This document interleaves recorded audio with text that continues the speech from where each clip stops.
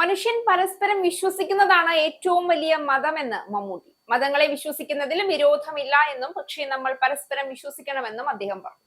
Cultural കോൺഗ്രസിന്റെ സമാപന വേദിയിൽ സംസാരിക്കുകയായിരുന്നു അദ്ദേഹം. നമ്മൾ എല്ലാവരും ഒരേ വായു ശ്വസിച്ച് ഒരേ സൂര്യ വെളിച്ചത്തിൽ ജീവിക്കുന്നവരാണ്. സൂര്യനും മഴയ്ക്കും വെള്ളത്തിനും ഒന്നും മതവുമില്ല, ജാതിയുമില്ല, രോഗങ്ങൾക്കുമില്ല. എന്നാൽ നമ്മൾ ഇതിലെല്ലാം ഒരുപാട് വേർതിരിവുകൾ കണ്ടെത്താൻ ശ്രമിക്കുന്നുണ്ട്. വേർതിരിവുകൾ കണ്ടെത്താൻ ശ്രമിക്കുന്നത് സ്വാർത്ഥ ലാഭത്തിന് വേണ്ടി തന്നെയാണെന്നാണ് തന്റെ വിശ്വാസമെന്നും അദ്ദേഹം കൂട്ടിച്ചേർത്തു.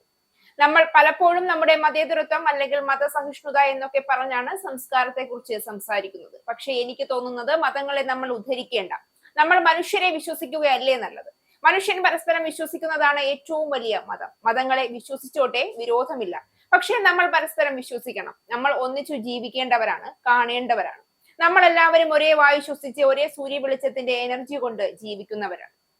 സൂര്യനും മഴയ്ക്കും വെള്ളത്തിനും ഒന്നും മതവുമില്ല, ജാതിയുമില്ല, രോഗങ്ങൾക്കുമില്ല. എന്നാൽ നമ്മൾ ഇതിലെല്ലാം ഒരുപാട് വേർതിരിവുകൾ കണ്ടെത്താൻ ശ്രമിക്കുന്നുണ്ട്. വേർതിരിവുകൾ കണ്ടെത്താൻ ശ്രമിക്കുന്നത് സ്വാർത്ഥ ലാഭത്തിന് വേണ്ടി തന്നെയാണ് എന്നാണ് എന്റെ വിശ്വാസം.